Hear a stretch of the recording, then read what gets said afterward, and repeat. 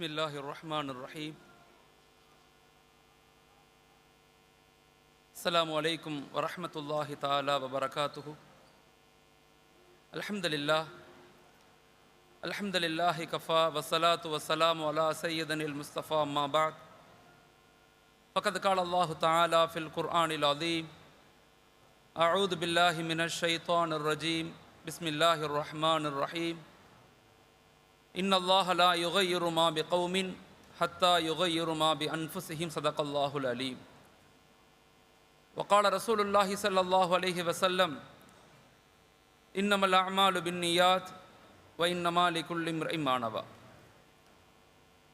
புகழ் அனைத்தும் ஏக இறைவன் அல்லாஹ் ஒருவனுக்கே உரித்தாகட்டும். அவனுடைய அன்பும் சாந்தியும் சமாதானமும் உலகத்தில் உள்ள அனைத்து மக்களின் மீதும் உண்டாகட்டும். ஆமீன். மாஷா அல்லாஹ், உங்களை சந்தித்தது பெரிய சந்தோஷம். அல்லாஹு தாலா நம்முடைய எண்ணங்களை, நம்முடைய செயல்களை, நம்முடைய அமல்களை, நம்முடைய தான தர்மங்களை அல்லாஹ் ஏற்றுக்கொள்ளணும், கபூல் செய்யணும். எல்லா நிலையிலும் அல்லாஹ்விற்காக, அல்லாஹுடைய ரசூலுக்காக வாழ்ந்து மறையக்கூடிய பாக்கியத்தை அல்லாஹ் எனக்கும் உங்களுக்கும் தரணும். இந்த உலகத்தில் வாழும்போது கண்மணி நாயகம் ஸல்லல்லாஹு அலைஹி வஸல்லம் அவர்களை கனவில் பார்க்கக்கூடிய பாக்கியத்தையும் அல்லாஹ் எனக்கும் உங்களுக்கும் தரணும். இந்த உலகத்தை விட்டு பிரியும் போது அஷ்ஹது அல்லா இலாஹ இல்லல்லாஹ் வ அஷ்ஹது அன்ன முஹம்மதன் அப்துஹு வ ரசூலுஹு என்ற திருக்கலிமாவோடு மரணிக்கக்கூடிய பாக்கியத்தையும் அல்லாஹ் எனக்கும் உங்களுக்கும் தரணும். மாஷா அல்லாஹ், சிங்கப்பூர் வாழ் தமிழ் மக்களுக்கு ஒன்ஸ் மோர் அல்லாஹுடைய நபியினுடைய ஒரு காணிக்கையான அஸ்ஸலாமு அலைக்கும் வரஹ்மத்துல்லாஹி தஆலா வபரகாத்துஹு. மாஷா அல்லாஹ், இன்னைக்கு சமூகத்தில் எல்லா நிலை மக்களுமே ஒரு வளர்ச்சியை நோக்கி, வாழ்க்கையில் வெற்றி அடையணும், ஒரு இலக்கை நோக்கி பயணிக்கணும், லைஃப்பில் சந்தோஷமாக இருக்கணும், எல்லா நிலையிலும் ஒரு மகிழ்ச்சியான வாழ்க்கையை நம்ம எல்லாரும் விரும்புகிறோம். எல்லா நிலையிலும் மகிழ்ச்சியான வாழ்க்கையை நம்ம எல்லாரும் விரும்புகிறோம். இந்த உலகத்தில் அது மனிதர்களாக படைக்கப்பட்ட நமக்கு இந்த மகிழ்ச்சிகரமான வாழ்க்கை நிரந்தரமாக இருக்கணும், ஒரு நிம்மதியான வாழ்க்கையை நம்ம வாழணும் அப்படின்னு சொன்னால் அது மனிதர்களாக நமக்கு ஒரு பொறுப்பு இருக்குது. அவங்க முஸ்லீம்கள், ஹிந்துக்கள், கிறிஸ்துவர்கள், அதை தாண்டி நம்ம எல்லாரும் மனிதர்களான த ரெஸ்பான்சிபிலிட்டி ஆஃப் ஹியூமன்ஸ். அது ஹியூமனாக, மனிதனாக எங்களுக்கு என்னென்ன பொறுப்புகள் இந்த உலகத்தில் இருக்குது. இன்னைக்குள்ள சூழ்நிலையில் இந்த உலகம் எதை நோக்கி நகருது, நாம் அந்த உலகத்தில் பயணிக்கும் போது நம்முடைய வாழ்க்கையை, நம்முடைய குடும்பத்தை, நம்முடைய உறவுகளை, நம்முடைய ஃபேமிலியை, நம்முடைய கூட ஒர்க் பண்ணுறவங்க, வேலை செய்யக்கூடியவங்களை எல்லாத்தையும் எப்படி நம்ம இணைத்து ஒரு வாழ்க்கையை வாழணும் அப்படிங்கிறது தான் இன்றைக்குள்ள மிக முக்கியமான லைஃப்பில் ஒரு பெரிய ஃபேஸ் பண்ணக்கூடிய பெரிய ப்ராப்ளமே அதுதான். இன்றைக்கி காசு பணம் உலகத்தில் அதிகமாகுது, என்டர்டெயின்மெண்ட் அதிகமாகுது, எல்லாருமே சந்தோஷத்தை விரும்பி பயணிக்கிறோம். ஆனால் ஒரு நிம்மதியான வாழ்க்கை, அதோடு சேர்ந்து நாம் நம்முடைய பொறுப்புகளை விளங்கி அடுத்த ஒரு சமுதாயத்தை, வரக்கூடிய ஜெனரேஷனை எந்த மனநிலையில் நம்ம உருவாக்கிக்கிட்டு இருக்கிறோம் அப்படிங்கிறத சில விஷயங்களை, சில கருத்துக்களை உங்கள்கிட்ட பகிர்ந்துக்கொள்ள நான் விரும்புகிறேன். இன்றைக்கி கால சூழ்நிலையில் சமுதாயம், மனித சமுதாயமே 4 விதமான ப்ராப்ளத்துக்குள்ளே இருக்கிறாங்க அப்படின்னு ஆய்வுகள் சொல்லுது. 4 விதமான ப்ராப்ளத்துக்குள்ளே இன்றைக்கி மனித சமுதாயம் இருக்கிறாங்க. அந்த ப்ராப்ளத்தை நம்ம சரியான முறையில் கண்டறிஞ்சு, அதை நம்ம சரியான முறையில் விளங்கி அடுத்த சமுதாயத்தை, நெக்ஸ்ட் ஜெனரேஷனை, இந்த உலகத்தில் நம்ம வாழ்கிறதுக்கு உண்டான மிக முக்கியமான காரணம் நம்முடைய குழந்தைகள் தான், நம்முடைய பிள்ளைங்க. அந்த குழந்தைகளை எப்படி, எந்த மனநிலையில் நம்ம வளர்க்குறோம், அவங்க எதிர்கொள்ளக்கூடிய ப்ராப்ளம்ஸ் என்ன இன்னைக்கு அப்படின்னு நம்ம தெரிஞ்சுக்கிட்டோம்னு சொன்னால், நம்முடைய வீடுகளில், வேலை செய்கிற இடத்துல, உறவுகளில், எல்லா இடத்துலையும் ஒரு மகிழ்ச்சியை நம்மளால் உருவாக்க முடியும். ஸோ நாம் ஒரு சமூக கட்டமைப்பை நோக்கி ஒரு வலிமையான மனித இனமாக நம்ம மாறணும் அப்படின்னு சொன்னால், தற்கால சூழ்நிலையில் நாம் எதிர்கொள்ளக்கூடிய ப்ராப்ளம்ஸ் என்னங்கிறத நம்ம தெரிஞ்சுக்கணும். ஒரு உடம்பு சரியில்லாத மனிதர் ஒரு மருத்துவரை சந்திக்கிறாருன்னா, முதலாவதாக நோயை கண்டறியாமல் நிச்சயமாக மருந்துகள் கொடுக்க முடியாது. அப்போ நாம் எதிர்கொள்ளக்கூடிய ப்ராப்ளம்ஸ் என்ன, நாம் மட்டும் இல்லை, நம்முடைய அடுத்த 10 வருஷம், அடுத்த 20 வருஷம் கழித்து நம்முடைய குழந்தைங்க என்ன மனநிலைகளில் இன்றைக்கி உள்ளாக்கப்படுறாங்க. இப்போ நாம் அவங்கள எப்படி பாதுகாக்கணும், எப்படி உணர்வு ரீதியாக அவங்கள உருவாக்கணும் அப்படிங்கிறதான் இன்னைக்கு உலகம் எதிர்கொள்ளக்கூடிய சவால்களில் ப்ராப்ளத்தில் மிக முக்கியமான சவாலாக கருதப்படுது. முதலாவதாக நம்முடைய நெக்ஸ்ட் ஜெனரேஷன் எதிர்கொள்ளக்கூடிய ப்ராப்ளம்ஸ் என்ன அப்படின்னா கல்ச்சுரல் டிக்ளைன், கலாச்சார சீர்கேடு. இந்த கல்ச்சுரல் டிக்ளைன்லேருந்து நாம் நம்முடைய குழந்தைகளை எப்படி பாதுகாக்கிறது? அவங்க பார்க்குற படங்கள், நாடகங்கள், வெப் சீரியஸ், நாடகங்களில் படங்களில் பார்க்குறத நம்முடைய வாழ்க்கையினுடைய ஒரு பகுதியாக நெக்ஸ்ட் ஜெனரேஷன் யோசிக்க ஆரம்பிக்கிறாங்க. இப்போ அவங்கள எப்படி நாம் சரியான முறையில் ஒழுக்கமாக ஒரு வலிமையான சமூகமாக சுய கட்டுப்பாடுள்ள self confidence and self controlling system உள்ள ஒரு சொசைட்டியாக கன்வெர்ட் பண்ணணும்னா அசிய பேரண்டாக, அசிய மனித இனமாக, இது முஸ்லிம்களுக்கு, ஹிந்துக்களுக்கு, கிறிஸ்துவர்களுக்கு மட்டுமல்ல, எல்லா மனித சமுதாயம் எதிர்கொள்ளக்கூடிய மிக முக்கியமான ப்ராப்ளம் கல்ச்சரல் டிக்ளைன். இந்த கலாச்சார சீர்கேட்டிலிருந்து நாம் நம்முடைய குழந்தைகளை எப்படி பாதுகாக்கணும் அப்படி நம்ம தெரிஞ்சுக்கணும். இது முதல் நிலை. ரெண்டாவது, ஒழுக்கம் சார்ந்த வாழ்வியல், டிசிப்ளின். இன்னைக்கு நிறைய படிக்கிறோம், ஆனால் பண்புகள் குறைஞ்சிக்கிட்டே வருது. நிறைய அறிவாளிகள் நம்ம அதிகமாகிறோம், ஆனால் அடுத்தவங்களை அன்பு செலுத்துறது குறைஞ்சிக்கிட்டே வருது. பேரண்டின் மீது கண்ணியம் செலுத்துதல் எந்த அளவுக்கு நம்முடைய மனநிலைகள் இன்னைக்கு வந்துருச்சு அப்படின்னு சொன்னால், நம்முடைய முன் சென்ற மக்களை பற்றியும் நம்ம கவலைப்படுறதில்லை, அவங்கள பற்றி யோசிக்கிறதில்லை. தயவு செய்து வீடுகளில் இப்போ இன்னைக்கு சிங்கப்பூரில் மாஷாலா நிறைய அழகான மக்கள், நீங்கள் ஒரு செட்டிலான லைஃப்பை நீங்கள் வாழ்கிறீங்கன்னு சொன்னால் அதுக்கு உங்கள் முன்னோர்கள், உங்கள் தாத்தா, உங்கள் கிராண்ட்ஃபாதர், அவங்களுடைய பெரிய ஒரு கான்ட்ரிபியூஷன், அவங்களுடைய பெரிய தியாகம் அந்த குடும்பத்தில் நிச்சயமாக இருக்கும். அப்போ ஒரு நெக்ஸ்ட் ஜெனரேஷனை உருவாக்கும் போது நிச்சயமாக நாம் ஒரு சில நேரங்கள் ஒதுக்கி எங்கள் தாத்தா, எங்கள் அத்தா, எங்கள் அத்தாவுடைய அத்தா இப்படிப்பட்ட ஒரு வாழ்க்கையை வாழ்ந்தாங்க, அவங்க எப்படி ஒரு தியாகம் செஞ்சாங்க, அதனால தான் நம்ம இன்னைக்கு ஒரு சொஃபஸ்டிகேட்டட் லைஃப்பில் நம்ம இருக்கிறோம் அப்படிங்கிறத நம்முடைய வருங்கால சந்ததிகளுக்கு சொல்லக்கூடிய குடும்பங்கள் இன்னைக்கு தேவை. ரொம்ப அவசியமான விஷயம் இது. எந்த அளவுக்கு நாங்கள் இன்னைக்கு உள்ள உலகத்தினுடைய இன்பங்களில் மூழ்கிட்டோம்னா முன் சென்ற மக்களை பற்றியும் நம்ம யோசிக்கிறதில்ல. நம்முடைய நெக்ஸ்ட் ஜெனரேஷன், வருங்கால சமுதாயம் எப்படி கட்டமைக்கப்படுறாங்க அப்படிங்கிறத பற்றியும் நம்மளால் யோசிக்க முடியறதில்லை. அதனால் மிக முக்கியமாக நெக்ஸ்ட் ஜெனரேஷன் எதிர்கொள்ளக்கூடிய ஒரு ப்ராப்ளம் என்னென்னா அஹ்லாக் ரீதியான பர்சனாலிட்டி டெவலப்மெண்ட் அப்படிங்கிறது ரெண்டு வகையாக பிரிக்கிறாங்க. அஹ்லாக்குன்னு இருக்குது, ஒன்று ஆதாபுன்னு இருக்குது. ஆதாபுங்கிறது சுய கட்டுப்பாடு, செல்ஃப் கண்ட்ரோலிங் சிஸ்டம். இன்னொன்று இருக்குது பர்சனாலிட்டி டெவலப்மெண்ட், தன்னைத்தானே எப்படி வளர்த்துக்கணும் அப்படிங்கிறத நம்ம குழந்தைகளுக்கு சொல்லிக் கொடுக்கணும். ரெண்டாவது, மற்றவங்கள்ட்ட எப்படி நடந்துக்கணும், கேரக்டரிஸ்டிக் டெவலப்மெண்ட். மற்றவங்கள்ட்ட நம்ம எப்படி நடந்துக்கணும், எப்படி பேசணும், எப்படி நடக்கணும், எப்படி உட்காரணும், எப்படி அவங்கள கண்ணியம் செலுத்தணும், எப்படி டைம் மேனேஜ்மெண்ட், இது எல்லாத்தையுமே ஒரு வீடு அவசியமான முறையில் சொல்லிக் கொடுக்கணும். நான் அடிக்கடி பெண்களுடைய பயான்களில் நான் சொல்லுவேன், விமென்ஸ் லெக்சரிங்கில் அடிக்கடி சொல்லுவேன், ஒரு பெண்ணுடைய மடிதான் ஒரு குழந்தையினுடைய முதல் பள்ளிக்கூடம், ஒரு வீடு தான் ஒரு குழந்தையினுடைய முதல் பல்கலைக்கழகம். நம்முடைய வீடுகளை, நம்முடைய குடும்பங்களை எப்படி கட்டமைக்கணும், அதில் குறிப்பாக இந்த டிசிப்ளின் லைஃப் குழந்தைகளுக்கு எப்படி கொடுக்கப்படணும்னா ரெண்டு விதத்தில் கொடுக்கப்படணும். ஒன்று செல்ஃப் கண்ட்ரோலிங் சிஸ்டம், அதாவது பர்சனாலிட்டி டெவலப்மெண்ட். இன்னொன்று கேரக்டரிஸ்டிக் டெவலப்மெண்ட், மற்றவங்கள்ட்ட எப்படி நடந்துக்கணும். இன்றைக்கி நிறைய குழந்தைகள் நிறைய படிக்கிறாங்க, நிறைய கற்றுக்கொள்கிறாங்க. இந்த கேரக்டரிஸ்டிக் பீப்புள் மேனேஜ்மெண்ட், மனிதர்களோடு எப்படி பழகணும், உறவுகளை எப்படி பேணணும், அத்தா அம்மாட்ட எப்படி கண்ணியமாக நடந்து கொள்ளணும் அப்படிங்கிறத அழுத்தமாக கொடுத்து சொல்லிக் கொடுக்க முடியாது. மாறாக எப்படி சொல்லிக் கொடுக்கணும் அப்படின்னு சொன்னால் அவங்கள நேசித்து அன்பு செலுத்தி அவங்களுக்கு புரிகிற மாதிரி நடந்து கொண்டாதான் மட்டும்தான் அவங்கள நம்ம பாதுகாக்க முடியும் அந்த சூழ்நிலைகள்ல இருந்து. அப்போ இது ரெண்டாவது நம்முடைய ப்ராப்ளம். மூணாவது மிக முக்கியமான விஷயம் ஃபிசிக்கல் சார்ந்த விஷயம். இந்தியாவில் சொல்லப்படும் 100 பேர்த்தில் 36 பேர் முஸ்லீம்கள் நோயாளிகளாக இருக்கிறாங்கன்னு ஆய்வு சொல்லுது. 100 பேர்த்தில் 36 பேர் நோயாளிகள். மூணாவது, இந்த சமுதாயம் நெக்ஸ்ட் ஜெனரேஷன் எதிர்கொள்ளக்கூடிய ப்ராப்ளம் என்னன்னா நியூட்ரிஷன் சம்மந்தப்பட்டது. ஃபிசிக்கல் ஹெல்த் பெரிய பலகீனத்தை நோக்கி நகருது இன்னைக்கு சமுதாயத்தில். அதனால் குடும்பங்கள், இஸ்லாமிய குடும்பங்கள், நாம் மிக முக்கியமாக மூணாவது எதிர்கொள்ளக்கூடிய ப்ராப்ளம் என்னன்னா ஒரு ஹெல்த்தி சொசைட்டியை நம்ம கன்வெர்ட் பண்ணணும். மன ரீதியாக, உடல் ரீதியாக, மென்டல் அண்ட் ஃபிசிக்கல் ரெண்டுலையுமே ஆரோக்கியத்தை, ஹெல்த் விஷயத்துக்கு வீடுகளில் முக்கியத்துவம் கொடுக்கணும். நல்ல உணவுகள் கொடுக்கறது, இரவு நேரங்களில் சீக்கிரம் படுக்க வைக்கிறது, அதிகாலை சீக்கிரம் எழுந்திருக்க வைக்கிறது. உங்களுக்கு தெரியும் இக்கிகாய், இக்கிகாயின்னு ஒரு புத்தகம், ஆக்சுவலாக ஜப்பானில் வெளிவந்த மிக முக்கியமான புத்தகம். பைபிள் குரானுக்கு அடுத்து அதிக மொழிபெயர்ப்பு உள்ள ஒரு புத்தகம். நிறைய பேர் வாங்கி படித்த புத்தகம் இக்கிகாய். இக்கிகாயுடைய கான்செப்ட் என்னன்னு சொன்னால், ஒரு மனிதன் நீண்ட நாள் சந்தோஷமாக வாழ்வதற்குண்டான வழிமுறைகள் என்ன அப்படிங்கிறத அந்த புத்தகம் மிக அழகாக சொல்லிக் கொடுக்கும். அந்த புத்தகம் சொல்லிக் கொடுக்குது.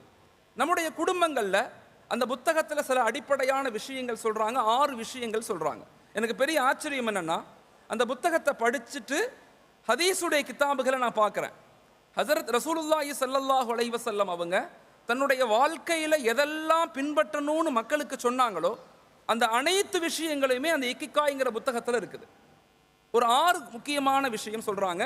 ஒரு ஹெல்த்தி சொசைட்டியை கன்வெர்ட் பண்ணணும், ஒரு ஹெல்த்தி ஃபேமிலி உருவாகணும். நம்ம எதுக்கு சம்பாதிக்கிறோம், எதுக்கு உழைக்கிறோம் அப்படின்னா, நிம்மதியாக வாழ, சந்தோஷமாக வாழ.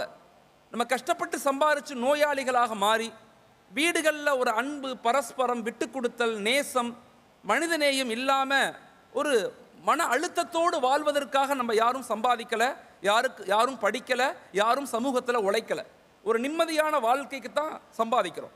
அப்போ நம்முடைய நிம்மதியான ஒரு ஹெல்த்தி ஃபேமிலி உருவாகணும்னா 6 விஷயங்களை வாழ்க்கையில் பின்பற்ற சொல்கிறாங்க. அதை நாம் நம்முடைய குழந்தைகளுக்கு சொல்லிக் கொடுக்கணும். 1, அதிகாலை எழுந்திரித்தல். ஒரு மனிதன் ஹெல்த்தியாக வாழணும்னா சீக்கிரம் எழுந்திரிக்கணும் அப்படிங்கிறது அந்த புத்தகத்தில் மிக ஆழமாக சொல்லப்படுது. த அமேசிங் மார்னிங் அப்படின்னு நிறைய புத்தகங்கள் வந்திருக்கு.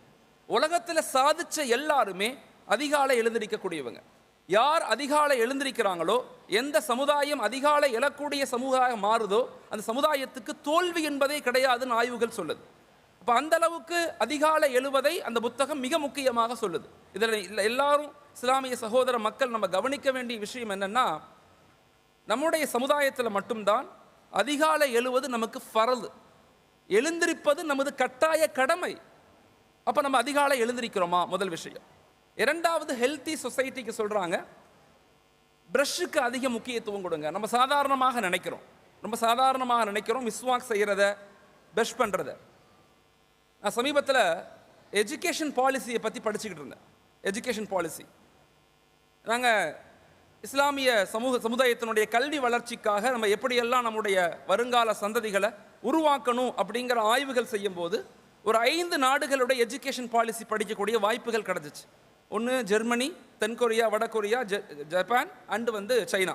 இந்த நாடுகளுடைய எஜுகேஷன் பாலிசியை படிக்கும்போது எனக்கு பெரிய ஆச்சரியம் ஜப்பானுடைய எஜுகேஷன் பாலிசி. அவங்க என்ன செய்கிறாங்கன்னு சொன்னால், காலையில் எழுந்த பிறகு ப்ரஷ் பண்ண சொல்கிறாங்க. அப்புறம் பள்ளிக்கூடம் வந்த பிறகு காலையில் ப்ரஷ் பண்ணிட்டு தான் கிளாஸ்க்குள்ளே போகணும். எனக்கு ஆச்சரியமாக இருந்துச்சு. திரும்பி மதியம் சாப்பிட்டுட்டு ப்ரஷ் பண்ண சொல்கிறாங்க, திரும்பி ஈவினிங் ப்ரஷ் பண்ண சொல்கிறாங்க, நைட்டு படுக்கைக்கு முன்னாடி ப்ரஷ் பண்ண சொல்கிறாங்க. அவங்க என்ன சொல்கிறாங்கன்னா, மனிதனுடைய பற்களுக்கும் அவனுடைய ஆர்கானுக்கும் தொடர்பு இருக்குது. மனிதனுடைய பற்களுக்கும் அவனுடைய ஆர்கானுக்கும் தொடர்பு இருக்குது. நீங்கள் அதிகமான ப்ரஷ் பண்ணுறதுனால, பற்களை எப்பயுமே க்ளீனாக வச்சுக்கிறதுனால உங்களுடைய மூளை, உங்களுடைய தாட் ப்ராசஸ், உங்களுடைய கான்செப்ட், உங்களுடைய ஐடியாலஜி, உங்களுடைய பேச்சு எல்லாத்துலேயுமே ஒரு தெளிவும் ஒரு ஷார்ப்னஸும் இருக்குங்கிறத அவங்க ஆய்வுலேயே எழுதியிருக்காங்க, எஜுகேஷன் பாலிசிலேயே கொண்டு வர்றாங்க. என்னுடைய முதல் ரிசர்ச் பேப்பர் என்னென்னா, மிஸ்வாக் அஸ் ஏ மெடிசன் தியரி. 2016 என்னுடைய முதல் ஆய்வு பேப்பர் அதுதான், மிஸ்வாக் அஸ் ஏ மெடிசன் தியரி. பல் துலக்குதல், மிஸ்வாக் செய்தல் ஒரு மருத்துவ ஆய்வு அப்படிங்கிறத என்னுடைய முதல் ஆய்வு பேப்பர். அந்த ஆய்வில் இமாம் தபரி ரஹ்மத்துல்லாஹி அலைஹி அப்படின்னு ஒரு மிகப்பெரிய ஆலிம், ஒரு மிகப்பெரிய ஸ்காலர், அவங்க ஒரு அந்த புத்தகத்தில் அவங்க தஃப்சீரில் எழுதியிருக்கிறாங்க, ஒரு மனிதனுடைய பற்களுக்கும் அவனுடைய ஆர்கானுக்கும் பெரிய தொடர்பு இருக்குது. எந்த அளவுக்குன்னு சொன்னால், இந்த பல் மனிதனுடைய சிங்கப்பல்னு சொல்லுவாங்க. இந்த சிங்கப்பல்லுக்கும் மனிதனுடைய மூளை 3 பகுதியாக இருக்கும். 3 பகுதியாக, செரிபல்லம், பெரிபல்லம், ஸ்பிரிட்டுன்னு 3 பகுதியாக பிரிப்பாங்க. இந்த சிங்கப்பல்ல நீங்கள் ப்ரஷ் பண்ணுறதுனால, அதிகமாக க்ளீன் பண்ணுறதுனால மனிதனுடைய பின் மூளையில் உள்ள அந்த ஷார்ப்னஸ் அதிக ஷார்ட் மெமரி ஷார்ப்பாக இருக்கும். எந்த அளவுக்குன்னா, மவுத்து நேரத்தில் கூட களிமா ஞாபகத்துக்கு வரும். அதனால தான் ஹஸரத் ரசூலுல்லாஹி சொன்னாங்க, யார் தொடர்ந்து மிஸ்வாக் செய்கிறாங்களோ அவங்க மவுத்து நேரத்தில் களிமா சொல்வதற்கு வாய்ப்புகள் இருக்கும், களிமா சொல்லக்கூடியவங்களாக இறந்து போவாங்க அப்படின்னு நபியினுடைய ஆதாரபூர்வமான ஹதீஸ் அது. எனக்கு பெரிய ஆச்சரியம் என்னென்னா, அப்போ நம்முடைய உலமாக்கள், நம்முடைய ஸ்காலர்ஸ், நம்முடைய அறிவியல் ஆய்வாளர்கள் எல்லாத்த பற்றியும் ஆய்வுகள் செஞ்சுருக்கிறாங்க. ஆனால் நாம் அதுக்கு எந்த விதமான முக்கியத்துவம் கொடுக்கறதில்ல, அதை வாழ்க்கையில் நாங்கள் பின்பற்றுறதும் இல்லை. இப்போ 2வது மிக முக்கியமான விஷயம், ஒரு மனிதன் ஆரோக்கியமாக வாழ்வதற்கு மிக முக்கியமான பகுதி பிரஷிங் சென்ஸ். பற்களை எப்பயுமே கிளீனாக வச்சுக்கணும். திருக்குறளில் மருந்துங்கிற அத்தியாயத்தில் திருவள்ளுவர் சொல்லுவார், நோய் எப்படி ஒரு மனிதனுக்கு உண்டாகுது, ஒரு நோய் எப்படி உண்டாகுது அப்படிங்கிறத சொல்லிட்டு சொல்லுவார், மிகையினும் குறையினும் நோய் செய்யும்னு சொல்லுவார். வாய் நாடி வாய் முதல் நாடி, பற்கள் தான் எல்லா நோய்களுக்கும் காரணம். அதனால் எப்பயுமே பற்களை கிளீனாக வச்சுக்க சொல்லுங்கள், குழந்தைகளுக்கு அதை சொல்லிக் கொடுங்க. இது ரெண்டாவது பகுதி. மூணாவது, உடல் ஆரோக்கியத்துக்கு மிக முக்கியமான ஒரு விஷயம், கம்பல்சரி உடல் கழிவுகள் காலையில் எழுந்திரிச்சோன்னே வெளியே போயிடணும். உடல் கழிவுகளை சேமிக்கிறதுனால குழந்தைகளுக்கு மந்த புத்தி ஏற்படும், மந்த நிலை ஏற்படும், அறிவுகள் குறைவாக மாறும். அதனால் எப்பயுமே வயிறை எப்பயுமே கிளீனாக வச்சுக்கணும். இது மூணாவது. நாலாவது, ஆரோக்கியமான வாழ்க்கைக்கு சொல்கிறாங்க, டெய்லி ஆண்களும் பெண்களும் குறைந்தது ஒரு 10,000 ஸ்டெப்ஸாவது நடக்கணும். அவசியமாக உடல் ஆரோக்கியத்தின் மீது கவனம் செலுத்துங்க. அவர் பாடி இஸ் அவர் அமானா. நம்முடைய உடல் நம்முடைய அமானா, நம்முடைய அமானத். ஹஸரத் ரசூலுல்லாஹ் சொன்னாங்க, ஸல்லல்லாஹு சொன்னாங்க, அல்லாஹு தாலா ஒரு மனிதனுக்கு ஈமானுக்கு அடுத்து கொடுத்த மிக முக்கியமான ஒரு அருள், ஒரு மிக முக்கியமான கிரேஸ் என்னன்னு சொன்னால் அது ஆரோக்கியம் தான் சொன்னாங்க. அதனால் ஆரோக்கியத்தின் மீது கவனம் செலுத்தணும்னா, நாலாவது உடல் ஆரோக்கியத்தின் மீது, எக்ஸசைஸ் மீது கவனம் செலுத்துங்க. அஞ்சாவது மிக முக்கியமான ஒரு பகுதி, ஒரு டிசிப்ளின் லைஃப், ஒரு ஆரோக்கியமான வாழ்க்கை வாழணும்னா நல்ல உணவுகளை சாப்பிடுங்க. யா அய்யுஹல்லதீன ஆமனு குலூ மின் தய்யிபாத்தி மா ரஸக்னாக்கும், உங்களுக்கு கொடுக்கப்பட்ட உணவுகளில், உங்களுக்கு அளிக்கப்பட்ட உணவுகளில் தையுபாத்னா இயற்கை உணவுகளை சாப்பிடுங்க. தயவு செய்து உணவுகள் மீது ரொம்ப கேர்ஃபுல்லாக இருங்க. நல்ல உணவுகளை, குழந்தைகளுக்கு ஆரோக்கியமான சத்தான உணவுகளை அதிகப்படுத்த முயற்சி பண்ணுங்க. இறுதியாக இரவு நேரம் 10 மணிக்குள்ளே தூங்கக்கூடிய சமுதாயமாக நாங்கள் மாறணும். ஆரோக்கியத்தினுடைய உச்சம் அங்கே தான் இருக்குது. இன்றைக்கி நிறைய இடங்களில் நம்முடைய ஆரோக்கிய பலகீனத்துக்குண்டான காரணமே லேட்டாக தூங்கி லேட்டாக எழுந்திருக்கிறது தான். லேட்டாக தூங்கி நம்ம லேட்டாக எழுந்திருக்கிறது தான். அப்போ இன்றைக்கி சமுதாயம் எதிர்கொள்ளக்கூடிய ரெண்டாவது ப்ராப்ளம், டிசிப்ளின் லைஃப் நம்மள்கிட்ட குறையுது. மூணாவது, ஆரோக்கியம் நம்மள்கிட்ட குறைஞ்சிக்கிட்டே இருக்குது. நாலாவது, நம்ம ஜெனரேஷன் எதிர்கொள்ளக்கூடிய ப்ராப்ளம் என்ன அப்படின்னு சொன்னால் ஸ்ட்ரெஸ், மன அழுத்தம், அனெக்சிட்டி. தயவு செய்து பேரண்ட் இந்த குழந்தைகளை பாதுகாக்கணும்னா சில அடிப்படையான வாழ்வியல் முறையில் அம்மாவும் அத்தாவும் வீடுகளில் பின்பற்றுவதற்கு முயற்சி செய்யணும். அப்போ தான் நம்ம குழந்தைகளை வலிமையான ஈமானுள்ள, ஒழுக்கமான வாழ்வியல் உள்ள, நல்ல ஆளுமையான கல்வி உள்ள, சோசியல் ரெஸ்பான்சிபிலிட்டி உள்ள, சமூக பொறுப்புள்ள இளைஞர்களை உருவாக்கணும்னா மன அழுத்தம் இல்லாத சந்தோஷமான ஒரு சமுதாயத்தை உருவாக்க வேண்டிய பொறுப்பு ஒவ்வொரு குடும்பங்களுக்கும் இருக்குது. அஸ் எ ஹியூமன் ரெஸ்பான்சிபிலிட்டியாக நாம் முதலாவதாக கவனிக்க வேண்டியது நம்முடைய ஃபேமிலி மீது கவனம் செலுத்தணும். நம்முடைய வாழ்க்கையை 3 பகுதிகளாக பிரிச்சுக்கணும். 33% ஃபார் யுவர் ஃபேமிலி. வாழ்க்கையில் உங்களுடைய வாழ்க்கையை 3 பகுதியாக பிரித்து 33% தயவு செய்து உங்களுடைய குடும்பங்களுக்கு கொடுங்க. அடுத்த 33%, ரெண்டாவது 33% உங்களுடைய வியாபாரங்களுக்கு கொடுங்க. நல்ல வியாபாரம் செய்யுங்க, நல்ல பிஸ்னஸ் பண்ணுங்க. இன்னைக்குள்ள காலகட்டத்திற்கு தகுதா போல உங்கள் நாலேஜை, உங்களுடைய இம்ப்ரூவ்மெண்ட், உங்களுடைய கம்யூனிகேஷன் டெவலப்மெண்ட் எல்லாத்தையும் வளர்த்து கொண்டே இருங்க. மூணாவது, மிக முக்கியமாக உங்களுடைய உங்களுடைய லைஃப்பில் 3வது பகுதிங்கிறது சோசியல் இம்பேக்ட்.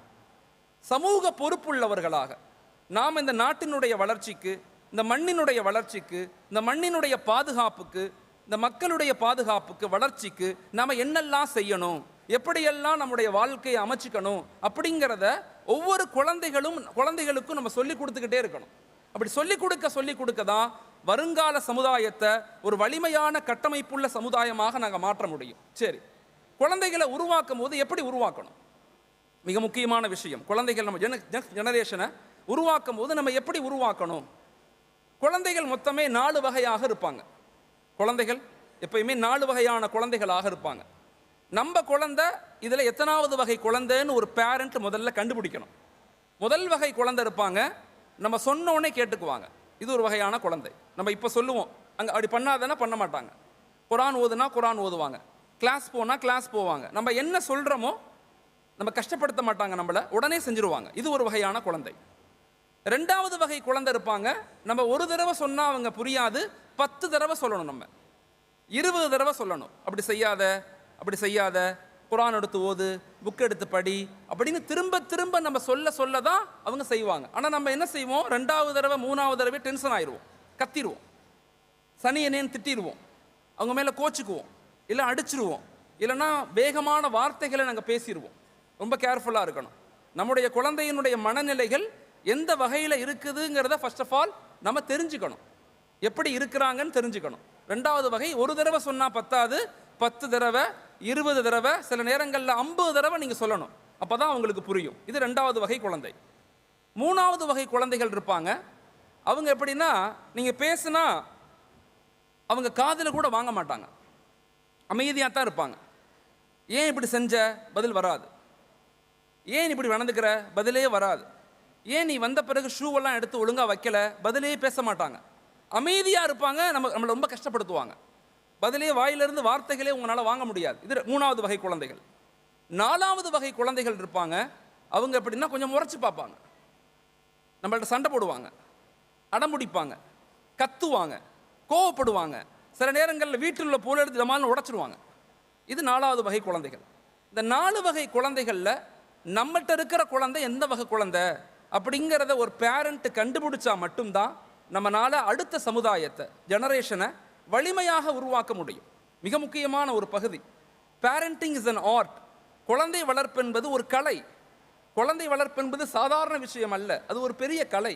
எந்த பெற்றோர்கள், குறிப்பாக எந்த தாய்மார்கள் அந்த குழந்தைகளை விளங்கி புரிஞ்சு, எங்கள்கிட்ட ஒரு டாக்டர் இருக்காங்க, எனக்கு ஒரு ஒரு கலெக்டர் எனக்கு பிள்ளையா இருக்காங்க, என்கிட்ட ஒரு ஜட்ஜ் இருக்கிறாங்க, என்கிட்ட ஒரு சயின்டிஸ்ட் இருக்காங்க, என்கிட்ட ஒரு ஆலிம் ஹாஃபிஸ் இருக்கிறாங்க, என்கிட்ட ஒரு முஃப்தி இருக்கிறாங்க அப்படிங்கிற மனநிலைகளோடு ஒரு பெற்றோர்கள் குழந்தைகளை எப்போ நாங்கள் பார்க்க ஆரம்பிக்கிறோமோ அப்போ தான் அந்த குழந்தையினுடைய மனம், அந்த குழந்தையினுடைய அடிப்படையான வளர்ச்சி முறை சரியான முறையில் இருக்கும். சரி, இப்படி 4 வகையான குழந்தைகளை எப்படி நம்ம ஹேண்டில் பண்ணணும், எப்படி நம்ம அவங்கள்ட்ட நடந்து கொள்ளணும், ஆய்வுகள் சொல்லுது. அதுக்கு பேர் 4A ஃபார்முலான்னு சொல்கிறாங்க. அதுக்கு பேர் 4A ஃபார்முலா. மிக முக்கியமான ஒரு பகுதி. இங்கே நிறைய, நான் டாபிக் வேறு ஒன்று பேச வந்தேன், ஆனால் நிறைய பெண்கள் வந்திருக்கிறதுனால குறிப்பாக நெக்ஸ்ட் ஜெனரேஷனை எப்படி உருவாக்கணும் அப்படிங்கிறது தான் இன்றைக்கி சமுதாயத்தில் நம்ம ஃபேஸ் பண்ணக்கூடிய மிக முக்கியமான ப்ராப்ளம்ஸ். அதனால் குறிப்பாக குழந்தைகளை எப்படி வளர்க்கணும், நம்முடைய குடும்பங்களில் நம்ம எப்படி இருக்கணும், நம்ம எப்படி ஒரு அன்பான சூழ்நிலைகளை ஏற்படுத்தணும் அப்படிங்கிறத தெரிஞ்சுக்கும் போது தான் வாழ்க்கையில் நம்ம இவ்வளவு கஷ்டப்பட்டு அங்கேருந்து இங்கே வந்து இவ்வளவு முயற்சிகள் செய்து ஒரு நிம்மதியான வாழ்க்கை வாழணும்னா ஒரு மியூச்சுவல் அண்டர்ஸ்டாண்டிங் உருவாக்கப்படணும் வீடுகளுக்குள்ள. மிக முக்கியமானது. அப்போ ஒரு பெண்கள், ஒரு பெற்றோர்கள் குழந்தைகளை வளர்க்கும் போது என்ன மனநிலைகளில் இருக்கணும்? முதலாவதாக அட்டென்ஷன். குழந்தைகள் மீது கவனம் வைங்க, குழந்தைகளை கவனிச்சுக்கிட்டே இருங்க, அவங்க மீது ஒரு சரியான பார்வையை வச்சுக்கிட்டே இருங்க. மிக முக்கியமானது. நம்முடைய வாழ்க்கையில் பல நேரங்களில் எடுக்கப்பட்ட முயற்சிகள் தோத்து போகிறதுக்கு காரணம் என்னன்னா கவனக்குறைவு தான். கவனக்குறைவு தான் நம்முடைய எல்லா முயற்சிகளுக்கும் தோல்விகளுக்கு காரணமே என்னன்னா கவனக்குறைவு, கஃப்லத்துன்னு சொல்லுவாங்க. சில நேரங்களில் அப்புறம் பார்த்துக்கலாம் அப்படின்னு விடுறது தான் நம்முடைய வாழ்க்கையினுடைய பல மோசமான நிகழ்வுக்கு காரணமாக மாறும். நாளைக்கு பார்த்துக்கலாம், நாளை கழிச்சு பார்த்துக்கலான்னு சொல்லும்போது தான் நாங்கள் மிக மோசமான நிலைக்கு தள்ளப்படுறோம். அதனால் வீடுகளில் ஒரு கவனம், ஒரு அட்டென்ஷன் வேணும். கணவன் மனைவியின் மீது அட்டென்ஷன் வைக்கணும், மனைவி கணவன் மீது அட்டென்ஷன் வைக்கணும், வீட்டில் இருக்கக்கூடிய பேரண்ட் குழந்தைகள் மீது ஒரு அட்டென்ஷன் இருக்கணும். அட்டென்ஷன் எப்போ நீங்கள் வைக்க ஆரம்பிக்கிறீங்களோ உங்களுக்குள்ள இன்டகிரேட், ஒரு இணைப்பு உண்டாகும், ஒரு அன்பு உண்டாகும். மிக முக்கியமான பகுதி. ரெண்டாவது அக்செப்டன்ஸ். குழந்தைகளை ஏற்றுக்கொள்ளுங்க. Accept your life, accept your children's, accept your family. கிடைக்காத ஒன்றை நினச்சி, இல்லாத ஒன்றை நினச்சி, கிடைக்காத ஒன்றை நினச்சி வருத்தப்பட்டு வாழ்க்கை முழுக்க கவலைப்படுறதை விட எது நமக்கு கிடைச்சிருக்குதோ அதை ஏற்றுக்கொள்ளக்கூடிய மனப்பான்மை தான் வாழ்க்கையினுடைய மகிழ்ச்சிக்கு அடிப்படையான காரணம். அப்போ நம்முடைய குழந்தைகளை முதல்ல ஏற்றுக்கொள்ளணும், கம்பேர் பண்ணக்கூடாது. அந்த குழந்தை அப்படி இருக்குது, இந்த குழந்தை இப்படி இருக்குது, இவங்க இந்த படித்து போயிட்டாங்க, இவங்க இதை படித்து போயிட்டாங்க நினைக்கக்கூடாது. நம்ம குழந்தை எது முடியுமோ, நம்ம குழந்தையினால் எது செய்ய முடியுமோ அதை அந்த குழந்தைகளை ஏற்றுக்கொண்டு தான் உருவாக்க முடியுமே தவிர அதிகாரத்தை கொண்டோ அடக்குமுறையை கொண்டோ ஒருபோதும் குழந்தைகளை உருவாக்க முடியாதுங்கிறத புரிஞ்சுக்கணும். அக்செப்டன்ஸ், குழந்தைகளை ஏற்றுக்கொள்ளுங்க. மூணாவது அப்ரிசியேஷன். அடிக்கடி குழந்தைகளை பாராட்டுங்க. நல்லா தெரிஞ்சுக்குங்க, இந்த உலகத்தில் நம்மளால் யாரையும் திருத்தலாம் முடியாது, யாரையும் மாற்ற முடியாது, நம்மளால் சொல்ல மட்டும்தான் முடியும். ஆனால் எப்படி சொல்கிறோம், எந்த மனநிலைகளில் சொல்கிறோம், எப்படி அவங்கள்ட்ட பேசுகிறோம், அதை வச்சு தான் ஒரு சமூக மாற்றத்தை நம்ம ஏற்படுத்த முடியும், ஒரு வலிமையான நெக்ஸ்ட் ஜெனரேஷனை உருவாக்க முடியும். அதில் குறிப்பாக அப்ரிசியேஷன். குழந்தைகளை அடிக்கடி பாராட்டுங்க. குழந்தைகளை அடிக்கடி பாராட்டு. நேற்று கூட ஜும்மால இதை பற்றி நான் பேசினேன். என் பெண் குழந்தை சமீபத்தில் ஒரு 2 வாரத்துக்கு முன்னாடி கேட்குறாங்க, அத்தா நீங்கள் முன்னாடியெல்லாம் என்னை வெரி குட்னு சொல்லுவீங்க, இப்போ நீங்கள் சொல்கிறதே இல்லை. ஒயில் யூ நீங்கள் என்னை வெரி குட்னு சொல்லும் போது ஐ ஃபீல் வெரி ஹாப்பி. நீங்கள் சொல்லும் போது நான் ஹாப்பியாக ஃபீல் பண்ணுறேன், என்னை வெரி குட்னு சொல்லுங்கள். குழந்தைகள் அப்ரிசியேஷனை விரும்புகிறாங்க. ஒரு கணவர் அப்ரிசியேஷனை விரும்புவார். ஒரு மனைவி அப்ரிசியேஷனை விரும்புகிறாங்க, பாராட்டுதலை. தயவு செய்து பாராட்ட பழகுங்க. பாராட்டணும். அடுத்தவங்களை பாராட்ட தான் மனம் நிம்மதி அடையும், மனம் சாந்தம் அடையும், மனம் நிம்மதியாக மாறும். 2-3 விஷயங்களை கொண்டு மனம் நிம்மதி அடையுதுன்னு ஆய்வுகள் சொல்லுது. ஒன்று கிராட்டிடியூட், நன்றி செலுத்துதல். 2வது அப்ரிசியேஷன், அடுத்தவங்களை பாராட்டுதல். 3வது அக்செப்டன்ஸ், வாழ்க்கையை ஏற்றுக்கொள்ளுதல். இந்த 3 நிலைகளும் ஒரு மனிதனுக்கு ஏற்படும் போது அவனுக்கு அனெக்சிட்டி, ஸ்ட்ரெஸ், மன அழுத்தம் எதுவுமே ஏற்படாதுன்னு சொல்கிறாங்க. சமீபத்தில் நான் ஒரு ஹாஸ்பிட்டல் போயிருந்தேன், சென்னையில் நியூ ஹோப் ஹாஸ்பிட்டல்னு சொல்லி. அங்கே பார்த்தீங்கன்னா நிறைய முஸ்லீம்கள் தான் மருத்துவத்துக்கு வருவாங்க. அந்த டாக்டர்கிட்ட பேசிகிட்டு இருக்கும்போது சொன்னார், மௌலானா உங்கள் மக்களுக்கு சிரிக்க கற்றுக் கொடுங்கன்னு சொன்னார். உங்கள் மக்களுக்கு அடிக்கடி பேசும்போது சிரிக்க பழகி கொடுங்க. ஏன் உங்கள் மக்கள் சிரிக்கவே மாட்டேங்கிறாங்க? சிரிக்க சொல்லி கொடுங்க. ஏன்னா இங்கே வரக்கூடிய அநேக மக்களுடைய நோய் பார்த்தீங்கன்னா நிறைய பாதிப்புகள், நிறைய நோய்கள். காரணம் அவங்க வெறுமன அந்த நோயினான காரணம் இல்லை, அவங்களுடைய மன அழுத்தம், கோபம், வெறுப்பு. இதனால தான் அவங்க அதிகமாக பாதிக்கப்படுறாங்க. கண்கூடாக எனக்கு தெரியுது. அதனால் மனிதர்கள்ட்ட பேசும்போது சிரிக்க கற்றுக் கொடுங்க, சந்தோஷத்தை கற்றுக் கொடுங்க, அடுத்தவங்களை பாராட்ட சொல்லி கொடுங்க, அடுத்தவங்களை மன நிம்மதியோடு வச்சுக்க சொல்லி கொடுங்க. அதுதான் நம்முடைய நிம்மதியான வாழ்க்கைக்கு அடிப்படை. கோபம்ங்கிறது நம்ம அடுத்தவங்க மேலே வர கோபம் இருக்குல்ல, கோபம்ங்கிறது நமக்கு நாமே கொடுக்கக்கூடிய தண்டனைன்னு சொல்கிறாங்க. கோபம்ங்கிறது இப்போ நான் கோபப்படுறதுனால உங்களுக்கு ஒன்றும் ஆகாது, எனக்கு பாதிப்பு ஏற்படும். நான் பாதிப்புடையவனாக மாறக்கூடியவனாக மாறுறேன். அதனால் தயவு செய்து குடும்பங்களில் போகும்போது 3வது மிக முக்கியமான விஷயம் அப்ரிசியேஷன், பாராட்ட பழகுங்க. ஒரு அத்தா குழந்தைகிட்ட பேசும்போது எப்படி பேசணும் தெரியுமா? அம்மாவை பாருங்க, நமக்காக எவ்வளவு கேர் பண்ணுறாங்க, நம்மளை நல்லா பார்த்துக்கிறாங்க, நமக்கு உதவி செய்கிறாங்க, நமக்கு சமைச்சு கொடுக்குறாங்க, நம்ம உடம்பு சரியில்லாமன்னா நமக்கு ஹெல்த்துக்கு பக்கத்தில் இருந்து அவங்க கேர் பண்ணிக்கிறாங்க, அவங்கள நம்ம நல்லா பார்த்துக்கணுமா இல்லையா, அவங்கள்ட்ட கண்ணியமாக நடந்துக்கணுமா இல்லையா அப்படிங்கிறத ஒரு அத்தா தன் குழந்தைகிட்ட பேசும்போது அம்மாவை காட்டி சொல்லணும். அதே மாதிரி ஒரு அம்மா தன் பிள்ளைங்கள்ட்ட, இது மிக முக்கியமான உளவியல். இன்னைக்கு நிறைய குடும்பங்களில் ப்ராப்ளத்துக்கு காரணமே இந்த உளவியலை பின்பற்றாமல் இருக்கிறது தான். ஒரு அம்மா தன் குழந்தைகள்கிட்ட பேசும்போது என்ன சொல்லணும் தெரியுமா? அத்தாவை பற்றி உயர்வாக சொல்லணும். அத்தா எப்போ ஒரு பிள்ளைக்கு ஹீரோவாக மாறுவாருன்னா அம்மா மூலமாக தான் மாற முடியும். அம்மா சொல்லும் போது எப்படி சொல்லணும்னா, பாருங்க அத்தா எவ்வளோ கஷ்டப்படுறாங்க, நமக்காக சம்பாதிக்கிறாங்க, இரவு முழுக்க முழிச்சிருக்கிறாங்க, கண்ட இடங்களுக்கு போகிறாங்க, எல்லா இடங்களுக்கும் போகிறாங்க, கஷ்டப்பட்டு நமக்காக நமக்கு சம்பாதிச்சு கொடுக்குறாங்க. நம்ம சந்தோஷமாக சட்டை, இந்த பேனா, இந்த பைக், இதெல்லாம் யார் வாங்கி கொடுத்தா? அல்லாஹ் அவங்களுக்கு கொடுத்து அத்தா நமக்கு வாங்கி கொடுக்குறாங்க. அத்தாட்ட அன்பாக நடந்துக்கணும், அத்தாட்ட மரியாதையாக நடந்துக்கணும், அத்தாவை ரொம்ப கண்ணியமாக நடத்தணும், அத்தாவுக்காக நிறைய துவா செய்யணும். அப்படிங்கிற உணர்வுகளை ஒரு தாய் தன்னுடைய குழந்தைகளுக்கு சொல்லிக் கொடுக்கணும். வாழ்க்கையினுடைய இன்பம், வாழ்க்கையினுடைய வளர்ச்சி, வாழ்க்கையினுடைய சந்தோஷம் எங்கே இருக்குன்னா விட்டு கொடுத்தலிலும் கட்டுப்படுதலும் தான் இருக்குது. மிக முக்கியமான விஷயம். ஒரு ஆண் பெண்ணுக்கு விட்டு கொடுக்கணும், ஒரு பெண் ஆணுக்கு கட்டுப்படணும். அதே போல் ஒரு ஆண் பெண்ணுக்கு கட்டுப்படலாம், தப்பு கிடையாது. என் மனைவிக்கு நான் கட்டுப்படுறது தப்பே கிடையாது, என் கணவருக்கு நான் கட்டுப்படுதல் தப்பே கிடையாது. வாழ்க்கை பிஸ்னஸும் வாழ்க்கையும் ஜெயிக்கணுமா? விஸ்வநாதன் மிக முக்கியமான ஐஏஎஸ் ஆஃபீஸர், மிகப்பெரிய ஸ்பீக்கர், அவர் பேசும்போது சொன்னார், வாழ்க்கையில் நீங்கள் ஜெயிக்கணும்னா 2 இடங்களில் நீங்கள் தோற்று போகணும்னார். ஒன்று உங்கள் மனைவிட்ட தோற்று போங்க, இன்னொன்று கஸ்டமர்கிட்ட தோற்று போங்க. வியாபாரம் செய்யும் போதும் கஸ்டமர்கிட்ட தோற்று போங்க, கஸ்டமரை ஜெயிக்கணும்னு நினைக்காதீங்க. அதே மாதிரி வீடுகளில் ஒரு கணவன் மனைவிட்ட தோற்று போகிறதும் ஒரு மனைவி கணவன்கிட்ட தோற்று போகிறதும் வாழ்க்கையினுடைய 2 பகுதிகள்னு சொன்னாங்க. அதனால தான் அல்லாஹ் சொன்னா ஹுன்ன லிபாசும் வௌத்துல் லிபாசுல் லஹுன்ன. மிக முக்கியமான விஷயம், ஹுல்ல லிபாஸ் வௌத்துல் லிபாசுல் லஹுன்ன. அப்படின்னா என்னன்னு சொன்னால், ஒரு மனிதனுக்கு வாழ்க்கையில் 3 விஷயங்கள் தேவை. இருக்க இடம், உடுத்த உடை, உண்ண உணவு. இது 3 தான் ஒரு வாழ்க்கையினுடைய இன்றியமையாத தேவைகள். ஆனால் குர்ஆன் என்ன சொல்லலைன்னா, ஒரு ஆண் பெண்ணுக்கு உணவாகவோ ஒரு பெண் ஆணுக்கு உணவாகவோ குர்ஆன் சொல்லலை. ஒரு ஆண் பெண்ணுக்கு இடம் இருக்க இடமாகவோ இல்லை ஒரு பெண் ஆணுக்கு இருக்க இடமாகவோ குர்ஆன் சொல்லலை. மிக அழகா குர்ஆன் சொல்லுது, ஒரு பெண் ஆணுக்கு ஆடையாகவும் ஒரு ஆண் பெண்ணுக்கு ஆடையாகவும் இருக்கிறீங்க. ஹுன்ன லிபாஸ் வஅன்துல் லிபாசுல் லஹுன்ன. இதை கொண்டு ஆய்வுகள் இமாம்கள் செய்கிறாங்க. ஒரு ஆண் பெண்ணுக்கு உடை, ஒரு ஆண் பெண்ணுக்கு உடை, பெண் ஆணுக்கு உடைனா என்ன அர்த்தம்னா 3 விஷயங்களில் 2 பேரும் ஒத்து போகணும்னு சொல்கிறாங்க. ஒன்று, ஒருத்தவங்க இன்னொருத்தவங்களுடைய குறைகளை மறைச்சு கொள்ளுங்க, வெளிப்படுத்தாதீங்க. கணவருடைய குறையை வெளியே சொல்லாதீங்க, மனைவியுடைய குறையை வெளியே சொல்லாதீங்க. 2வது, 2 பேரும் அலங்காரமாக இருங்க. ஒரு ஆண் பெண்ணுக்கு அழகாகவும் ஒரு பெண் ஆணுக்கு கணவருக்கு அழகாகவும் இருக்கிறது வாழ்க்கையினுடைய அடிப்படை.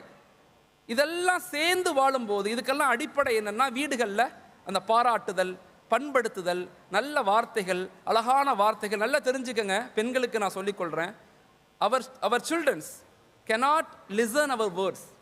நம்முடைய குழந்தைகள் நம்முடைய வார்த்தைகளை கேட்க மாட்டாங்க. they are observing ourselves. அந்த குழந்தைகள் நம்மை கவனித்து கொண்டு இருக்கிறாங்க, நம்மளை கவனிச்சுக்கிட்டு இருக்கிறாங்க. நம்ம என்ன பேசுகிறோம், நம்ம எப்படி நடக்கிறோம், நம்ம எப்படி சிரிக்கிறோம், நம்ம எப்படி உட்காடுறோம், ஒவ்வொன்றையும் குழந்தைகள் அப்சர்வ் பண்ணுறாங்க. அதனால் தயவு செய்து வீடுகளில் சந்தோஷமாக பாராட்டுங்க. குழந்தைகள்கிட்ட சொல்லுங்கள், உங்கள் அத்தா ட்ரெஸ் இன்னைக்கு அழகாக இருக்குன்னு சொல்லுங்கள். குழந்தைகள் மூலமாக எடுத்து வைங்க. அப்போ அந்த குழந்தைகள் நினைப்பாங்க, எங்கள் அத்தாவும் அம்மாவும் அவ்வளோ சந்தோஷமாக இருக்காங்க, எங்கள் அத்தாவும் அம்மாவும் வாழ்க்கையை ரசித்து வாழ்கிறாங்க, நானும் அப்படித்தான் வாழணும், நானும் அப்படித்தான் இருக்கணும், நானும் அப்படித்தான் கண்ணியப்படுத்தணும், நானும் அப்படித்தான் சிரித்து பேசணும். அப்படிங்கிற வாழ்க்கையினுடைய தத்துவங்களை நம்ம வாழ்ந்து காட்டினாதான் நம்ம குழந்தைகளுக்கு புரியுமே தவிர வெறுமன கிளாஸ் எடுத்தோ இல்லை வெறுமன புத்தகம் படித்தோலாம் தெரிஞ்சிக்க முடியாது. இது 3வது. 4வது, குழந்தைகளை உருவாக்கும். 1 அட்டென்ஷன் கவனம் செலுத்துதல், 2வது அப்ரிசியேஷன் பாராட்டுதல், 3வது அக்செப்டன்ஸ் ஏற்றுக்கொள்ளுதல், 4வது மிக முக்கியமான அஃபெக்ஷன் அன்பு செலுத்துங்க. அந்த அன்பை வெளிப்படுத்துங்க.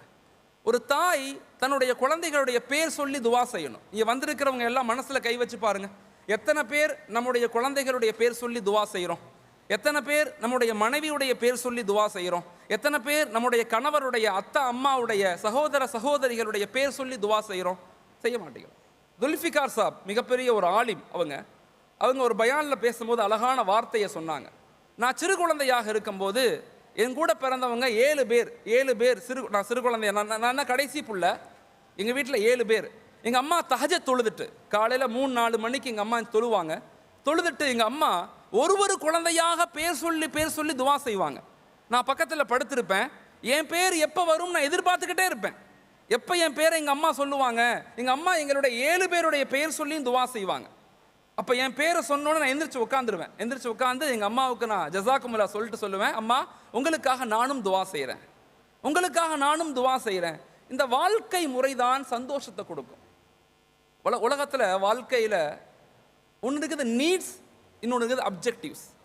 த difference between needs and objective, தேவைகள்னு ஒன்று இருக்குது, நோக்கம்னு ஒன்று இருக்குது. இதை முதல்ல புரிஞ்சுக்கணும். நீட்ஸ் அப்படிங்கிறது அடிப்படை தான். கல்வி தேவை, பொருளாதாரம் தேவை, வீடு தேவை, காரு தேவை, என்டர்டெயின்மெண்ட் தேவை, ஜாலி எல்லாமே தேவை. But what is our objective? வாழ்க்கையினுடைய நோக்கம் என்ன? நம்ம எதுக்கு இந்த உலகத்துக்கு வந்தோம்? இந்த வாழ்க்கையினுடைய நோக்கம் என்ன? இந்த உலகத்தில் ஹஸரத் ரசூலுல்லாஹி ஸல்லல்லாஹு அலைஹி வஸல்லம் அவர்கள் எந்த வாழ்க்கையை நம்மள்கிட்ட வாழ்ந்து சென்றுட்டு போனாங்க? அப்போ அந்த வாழ்க்கையை நம்ம எப்படி பின்பற்றணும்? நல்லா புரிஞ்சுக்கணும். அஸ் எ ஹலீஃபாவாக நம்மெல்லாம் அல்லாஹுடைய பிரதிநிதிகள். நமக்கு 2 ரெஸ்பான்சிபிலிட்டி இருக்குது. ஒன்று இபாதத், இன்னொன்று இமாரத். இபாதத்துங்கிறது இறைவனுக்கு செய்ய வேண்டிய கடமை, இமாரத்துங்கிறது இந்த உலகத்துக்கு செய்ய வேண்டிய கடமை. கடந்த 300 வருஷமா நம்ம பின்தங்கி போனதனுடைய காரணம் என்னன்னா, இபாதத்தை எடுத்தவங்க இமாரத்தை விட்டுட்டாங்க. அல்லாஹ் இபாதத் அப்படின்னு உள்ள போனவங்க இந்த உலகத்தை கட்டமைக்கிறதுல மிஸ் பண்ணிட்டோம். இந்த உலகத்தை நோக்கி பயணிக்கக்கூடியவங்க, பொருளாதாரம், அரசியல், கட்டமைப்பு, சம்பாத்தியம், படிப்புங்கிற உள்ளுக்குள்ள போனவங்க அல்லாஹுடைய இணைப்பை மிஸ் பண்ணிட்டாங்க. இப்போ நம்முடைய வாழ்க்கையில் நாம் சமநிலையை பேணணும். முழுமையான லைஃப் அப்படிங்கிறது பேலன்சிங் சிஸ்டம். சமநிலையோடு நம்முடைய வாழ்க்கையை வச்சுக்கணும். அதை நம்முடைய குழந்தைகளுக்கு சொல்லிக் கொடுக்கணும். ஒன்று ஆன்மீகம், ஸ்பிரிச்சுவல் டெவலப்மெண்ட். நமக்கும் நம்முடைய அல்லாஹ்வுக்கு மத்தியில் தொடர்புகள் எப்படி இருக்குது, அது முஸ்லிம்களாக நம்முடைய நம்பிக்கைகள் எப்படி இருக்குது, நம்முடைய குர்ஆன் எப்படி இருக்குது, நம்முடைய இபாதத் எப்படி இருக்குது அப்படிங்கிறத வீட்டில் இருக்கக்கூடிய எல்லாரும் நம்முடைய ஈமானை நம்ம யோசிக்கணும். நமக்கும் அல்லாஹ்வுக்கும் மத்தியில் தொடர்புகள் சரியாக இருக்குதா நல்லா தெரிஞ்சுக்கணும். ஒரு மரம் இருக்குன்னு வச்சுக்கோங்களேன், அந்த மரத்தினுடைய வேறு ஸ்ட்ராங்காக இருந்தால் மட்டும்தான் அந்த மரத்தினுடைய ஸ்டெம், தண்டுகள் ஸ்ட்ராங்காக இருக்கும். ஒரு மரத்தினுடைய வேறு ஸ்ட்ராங்காக இருந்தால் மட்டும்தான் அந்த மரத்தினுடைய பிரான்ச்சஸ், அதனுடைய கிளைகள் ஸ்ட்ராங்காக இருக்கும். ஒரு மரத்தினுடைய வேறு ஸ்ட்ராங்காக இருந்தால் மட்டும்தான் அந்த மரத்திலிருந்து வரக்கூடிய கனிகளும் பழங்களும் இனிப்பானதாக இருக்கும். ஆனால் வேறு கண்ணுக்கு தெரியுமானா கண்ணுக்கு தெரியாது. ஈமானுங்கிற நம்பிக்கை, நமக்கும் அல்லாஹ்வுக்கு மத்தியில் தொடர்பு, நமக்கும் நபியினுடைய முஹப்பத்தும், நமக்கும் நம்முடைய குர்ஆனுக்கு மத்தியில் தொடர்பு தான் நம்முடைய வாழ்க்கையினுடைய வேர் போல. That is called root cause. அந்த ரூட் காஸ் இல்லாமல் எவ்வளோ பெரிய சம்பாத்தியம், ஈமானிய உணர்வில்லாத பொருளாதாரம், ஈமானிய உணர்வில்லாத கல்வி, ஈமானிய உணர்வில்லாத அதிகாரம் எதுவுமே ஆற்றலாக மாறாது, மாறாக அழிவைத்தான் கொடுக்கும். இப்போ நாம் இன்னைக்கு சமுதாயத்தில் பயணிக்கும் போது ஒரு வலிமையான சமூகத்தை உருவாக்கணும், வலிமையான ஒரு ஹியூமன் ரெஸ்பான்சிபிலிட்டியாக மனித இனத்தை நம்ம உருவாக்கணும்னா நமக்கு 5 குணங்கள் தேவை. இந்த 5 குணங்களை நம்ம வாழ்க்கையில் நானும் பின்பற்றணும், நீங்களும் பின்பற்ற முயற்சிங்க. முதலாவதாக அன்பு சார்ந்த வாழ்க்கை முறை. அன்பு சார்ந்த வாழ்க்கை முறை. வாழ்க்கையில் எப்பயுமே எல்லா இடத்துலையும் அன்பாக நடந்து கொள்ள முயற்சி செய்யுங்க. அன்பு தான் நம்மளை எல்லா நிலையிலும் பாதுகாக்கும், அன்பு தான் நம்மளை எல்லா நிலையிலும் வளர்க்கும். சிரித்த முகத்தோடு சந்தோஷமான ஒரு வாழ்க்கையை எப்பொழுதுமே பின்பற்றுவதற்கு முயற்சி செய்யணும். ஒரு சஹாபி கேட்டாங்க, யா ரசூலல்லாஹ், நான் உங்கள் கூட சுவர்க்கத்தில் இருக்கணும், என்ன செய்யணும்னு கேட்டாங்க. யா ரசூலல்லாஹ், நான் உங்கள் கூட சுவர்க்கத்தில் இருக்கணும், என்ன செய்யணும்? நபி ஸல்லல்லாஹு அலைஹி சொன்னாங்க, மக்களிடத்தில் சிரித்த முகமாக சிரித்து பேசு, நீ என் கூட சொர்க்கத்தில் இருக்கலான்னு சொன்னாங்க. மக்கள்கிட்ட சிரித்து பேசுங்க, அன்பாக பேசுங்க, விட்டு கொடுத்து போங்க, சகிப்புத்தன்மையோடு. ஒரு வாழ்க்கை முறை அப்படிங்கிறது அன்பை கொண்டு தான் கட்டமைக்க முடியும். அந்த அன்பை எல்லா நிலையிலும், வீடுகளில், நம்முடைய வேலை வாய்ப்புகளில், நம்முடைய கம்பெனியில், நம்முடைய ஃபேக்ட்ரிஸ், நம்முடைய பிஸ்னஸ், நம்முடைய கல்வி கூடங்கள், எல்லா இடங்கள்லையுமே அன்பு சார்ந்த வாழ்க்கையை நாங்கள் பின்பற்றுறோமா அப்படிங்கிறத தயவு செய்து யோசிச்சு பாருங்க. மைக்கேல் ஹார்ட்டுடைய த 100 புத்தகம் நீங்கள்லாம் படிச்சிருப்பீங்க, பார்த்துருப்பீங்க. ஏன் ஹஜரத் ரசூலுல்லாஹி ஸல்லல்லாஹு அலைஹி வஸல்லம் அவங்கள முதல் நபராக அவர் கொண்டு வந்திருக்கிறார் த 100ஸ்ல? காரணம் என்ன அப்படின்னு ஒரு பேட்டி கேட்கப்படுது. மிக அழகா அவர் சொல்லுவார், 2 காரணங்களுக்காக நான் அவரை முதல் நிலைக்கு கொண்டு வந்தேன். ஒன்று, அவர் எல்லா நிலை மக்களுக்கும் வழிகாட்டியாக இருந்தார். அவர் ஒரு குடும்பஸ்தராக இருந்தார், ஒரு அரசியல் கட்டமைப்பு தலைவராக இருந்தால், ஒரு மிகப்பெரிய பொருளாதார நிபுணராக இருந்தார், அடிநிலையில் இருக்கக்கூடிய மக்களை மீட்டெடுத்த மிகப்பெரிய ஒரு தலைவராக இருந்தார். எல்லா நிலையிலும் ஒரு உயர்ந்த மனிதராக, எல்லா நிலையிலும், வெளிரங்கம் உள்ரங்கம் எல்லா இடத்திலையுமே அவர் பரிபூர்ணமாக மனிதராக இருந்தார். ரெண்டாவது எல்லா நிலையிலையுமே அவர் பொது சிந்தனையில் வாழ்ந்தார். சுய சிந்தனை அவருக்கு இல்லை. எல்லா நிலையிலும் பொது சிந்தனை, மக்களுக்காக, உம்மத்துக்காக, சமுதாயத்திற்காக அப்படிங்கிற மனநிலையோடு இருந்தாங்க. சொல்லுவார் ஹஜரத் ரசூலுல்லாஹி ஸல்லல்லாஹு அலைஹி வஸல்லம் அவங்க வாழ்க்கையில் அவங்க இருக்கும்போதே அவங்களுடைய ஆண் குழந்தைகள் இறந்து போனாங்க. அவங்க இருக்கும்போதே அவங்களுடைய அனைத்து பெண் குழந்தைகளும் இறந்து போனாங்க. ஹஜரத் ஃபாத்திமா ரலியல்லாஹு தவிர எல்லாரும் இறந்து போயிட்டா. கண் முன்னாடி பெத்த புள்ள இறந்து போகிறது மிக முக்கியமான மோசமான விளைவு தரும். பெத்தெடுத்த புள்ள நம்ம இருக்கும்போதே இறந்து போகிறது ரொம்ப கஷ்டமான நிலை. அவங்க இருக்கும்போதே அவங்களுடைய நண்பர்கள், கம்பேனியன்ஸ், அவங்களுடைய சஹாபாக்கள் தூக்கிலிடப்பட்டாங்க, கஷ்டப்படுத்தப்பட்டாங்க, அவங்க நாடு கடத்தப்பட்டாங்க, சொத்துக்கள் புடுங்கப்பட்டாங்க. சொல்லிட்டு மைக்கேல் ஹார்ட் சொல்லுவார், ஆனால் எல்லா நிலையிலும் சஹாபாக்கள் அறிவிக்கிறாங்க, ஹஸரத் ரசூலுல்லாஹி ஸல்லல்லாஹு அலைஹி வஸல்லம் அவங்களுடைய முகம் எல்லா நிலையிலும் தபஸ்ஸும், அது சிரித்த முகமாக இருக்கும். எல்லா நிலையிலும் சிரித்த முகமாக இருப்பாங்க.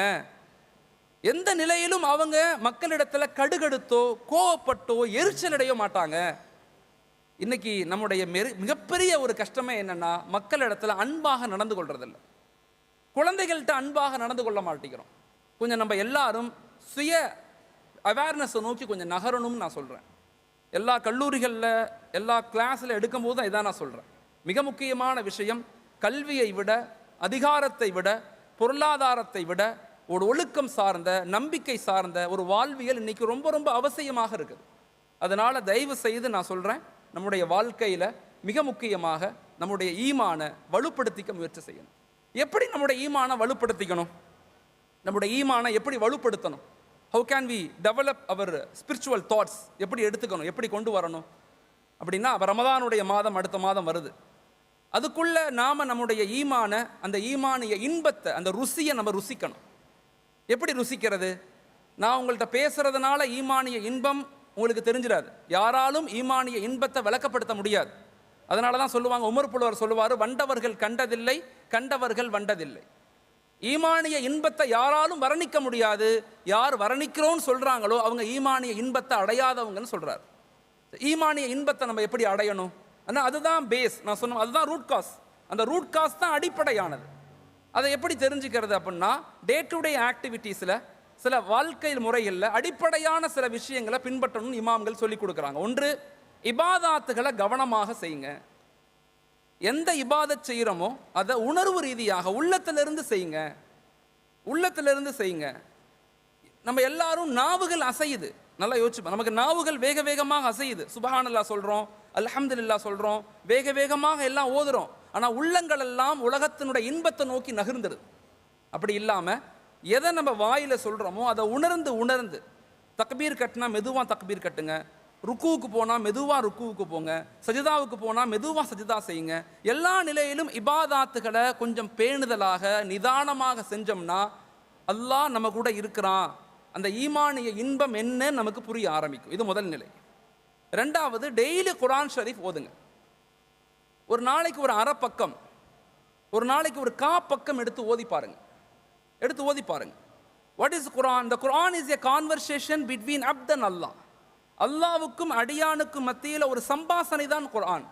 எப்போ நம்ம குர்ஆனை ஓதுறோமோ, குர்ஆனை எப்போ நம்ம ஓத ஆரம்பிக்கிறோமோ, குர்ஆனுக்குன்னு சில கடமைகள் இருக்கு. பிலீவ் இட், அதை நம்பணும். ரீட் இட், அதை படிக்கணும். அண்டர்ஸ்டாண்ட் இட், அதை விளங்கணும். பாண்டர் இட், அதை ஆய்வு செய்யணும். ப்ராக்டிஸ் இட், அதை வாழ்க்கையில் அமல் செய்யணும். ஸ்ப்ரெட் இட், அதை மக்கள்கிட்ட கொண்டு போய் சேர்க்கணும்.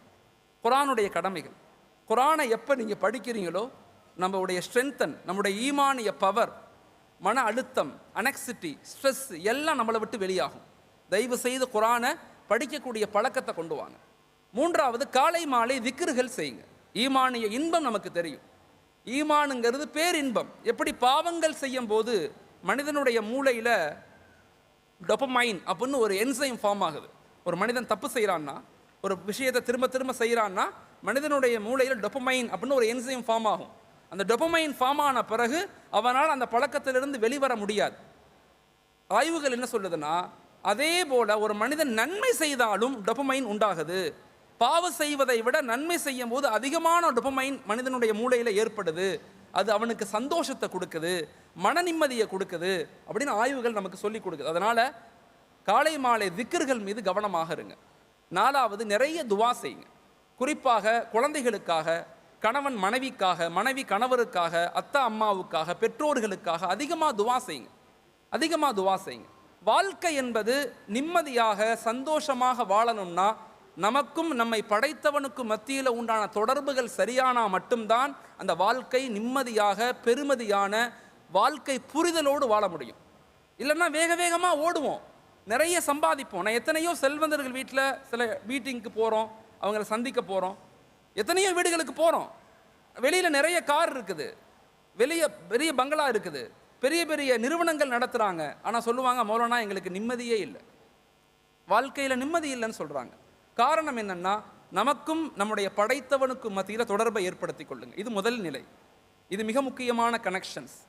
ரெண்டாவது, நான் முதல்ல சொன்ன மாதிரி அன்பான வாழ்க்கை முறை மிக முக்கியமானது. அன்பான வாழ்க்கை முறை, எல்லாத்தையும் நேசிச்சு விட்டு கொடுத்து உதவி செய்து எல்லாத்தையும் மன்னிச்சு வாழ்வதை கொண்டுதான் ஒரு சமூக மாற்றத்தை ஏற்படுத்த முடியுமே தவிர அதிகாரத்தை கொண்டோ அடக்குமுறையை கொண்டோ அடுத்தவர்களை குறை சொல்வதை கொண்டோ ஒரு சமூக மாற்றம், ஒரு சமூக எழுச்சி, ஒரு சந்தோஷமான வாழ்க்கை முறை ஒருபோதும் இல்லை. அல்லாஹ் நம்மை நேசிப்பதை போல மனிதர்களை நேசிக்கணும். அல்லாஹ் நம்மளை எப்படி நேசிக்கிறான் அதுபோல மனிதர்களை நம்ம நேசிக்கணும். அல்லாஹ் நம் மீது எப்படி இரக்கம் காட்டுறான் அதே போல மனிதர்கள் மீது நாம இரக்கம் காட்டணும். மனிதர்கள் மீது நம்ம இரக்கம் காட்டினா மட்டும்தான் படைத்தவன் நம் மீது இரக்கம் காட்டுவான். முக்கியமான பகுதி இது. வாழ்க்கையில் நம்ம எல்லாரும் புரிந்து கொள்ள வேண்டிய விஷயம். அப்போ அன்பான ஒரு வாழ்க்கை முறையை கொண்டு வாங்க. மூணாவது, மனித இனமாக நம்ம எல்லாரும், முஸ்லீம்கள், ஹிந்துக்கள் எல்லாரும் செய்து மூணாவதாக செய்ய வேண்டியது ஒழுக்கமான வாழ்வியல், பாவங்கள் செய்யாத வாழ்வியல். ஒரு ஒழுக்கமான வாழ்வியலை கொண்டு தான் நமக்கு உண்மை தன்மைகள் புரிய ஆரம்பிக்கும். பாவங்கள் செய்ய செய்ய நம்ம கோழைகளாக மாறிடுவோம். எப்போ நாங்கள் பாவங்கள் செய்கிறோமோ, ஷரியத்துங்கிற சமீபத்தில் நான் ஜமால் முஹம்மது கல்லூரியில் ஒரு ப்ரோக்ராமுக்கு போயிருந்தேன். அங்கே மேக்ஸ் டிபார்ட்மெண்ட்டு விமென்ஸ் கிட்டத்தட்ட நிறைய பெண்கள் உட்கார்ந்துருக்குறாங்க. அந்த பெண்கள் கேட்டாங்க, மௌலானா இஸ்லாம் பெண்களின் மீது அடக்குமுறை செலுத்துதா, இதை பற்றி எங்களுக்கு சொல்லிக் கொடுங்களே, அப்படி நாங்கள் ஃபீல் பண்ணுறோம், வி ஃபீல் அந்த டாமினேட் பண்ணுற மாதிரி எங்களுக்கு ஒரு ஃபீலிங் இருக்குது அப்படின்னு என்கிட்ட கேட்டாங்க. இப்போ நான் சொன்னேன், இஸ்லாம் ஒருபோதும் ஆண்களை உயர்வாகவோ பெண்களை தாழ்ந்தவர்களாகவோ அல்லது பெண்களை உயர்வாகவோ ஆண்களை தாழ்ந்தவர்களாகவோ இஸ்லாம் எந்த நிலையிலும் கொண்டு வரல. மாறாக இஸ்லாமிய மார்க்கம் என்ன சொல்லுதுன்னா, ஆண்களுக்குன்னு சில உரிமைகள் இருக்கு, சில கடமைகள் இருக்கு, சில பொறுப்புகள் இருக்கு. அதே போல பெண்களுக்கும் உரிமைகள் இருக்கு, கடமைகள் இருக்கு, பொறுப்புகள் இருக்கு. இந்த ரெண்டு பேர்த்தையும் புரிஞ்சுக்கணும். குறிப்பாக நான் பெண்கள் ஆண்கள் எல்லாத்துக்கும் சொல்ற விஷயம் என்னன்னா, ஷரியத் என்பது, மார்க்கம் என்பது அது அடிமைத்தனம் கிடையாது. நல்லா தெரிஞ்சுக்கணும். மார்க்கம் நம்ம தொழுகணும், நோன்பு வைக்கணும், ஜகாத் கொடுக்கணும், ஹஜ்ஜுக்கு போகணும், மக்கள்கிட்ட மோசடி செய்யக்கூடாது, வட்டி வாங்கக்கூடாது, இவ்வளவும் சொல்லுது. இது அடக்குமுறை கிடையாது, இது அடிமைத்தனம் கிடையாது. மாறாக இஸ்லாம் என்பது இது ஒரு கண்ட்ரோலிங் சிஸ்டம், இது ஒரு சுய கட்டுப்பாடான மார்க்கம். ஒரு மனிதன் இப்படித்தான் பேசணும், இப்படித்தான் நடக்கணும், இப்படித்தான் உட்காரணும் அப்படின்னு சொல்றது அடிமைத்தனம் கிடையாது. இதை நீங்க குழந்தைகளுக்கு மிக முக்கியமாக சொல்லிக் கொடுக்கணும். மிக முக்கியமாக பெண் குழந்தைகளுக்கு சொல்லிக் கொடுங்க. இஸ்லாம் என்பது அடிமைத்தனத்தை சொல்லல. இஸ்லாமிய மார்க்கம் என்பது கட்டுப்பாடான வாழ்க்கையை சொல்லிக் கொடுக்குது. நீ இப்படித்தான் வாழணும்னு சொல்லிக் கொடுக்குது. ஒரு கார் இருக்குன்னு வச்சுக்கங்களேன், அந்த கார் எப்போ வேகமாக போகும்? ஒரு கார் எப்போ வேகமாக போகும்னா, ஒரு BMW கார் எடுத்து ஓட்டினாலும் 300 கிலோமீட்டர் அந்த கார் ஸ்பீடில் போகும். ஆனால் எப்போ போகும்னா, அந்த காரில் எப்போ பிரேக் சரியாக இருக்குதோ அப்போ தான் அந்த கார் 300 கிலோமீட்டர் வேகத்தில் போகும்.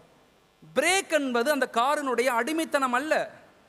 பிரேக்குங்கிறதா அந்த காரினுடைய சுதந்திரம்னு சொல்கிறாங்க. அந்த காரில் பிரேக் இருந்தால் மட்டும்தான் 300 கிலோமீட்டர்ஸ் போக முடியும். பிரேக் என்பது அடிமைத்தனம் அல்ல, பிரேக் என்பது கண்ட்ரோலிங் சிஸ்டம், கட்டுப்பாடு. இஸ்லாமிய மார்க்கத்தில் கொடுக்கக்கூடிய ஷரியத் என்பது, இஸ்லாம் சொல்லக்கூடிய வாழ்க்கை முறை என்பது அது அடிமைத்தனம் கிடையாது, அது ஒரு கட்டுப்பாடு, கண்ட்ரோலிங் சிஸ்டம்.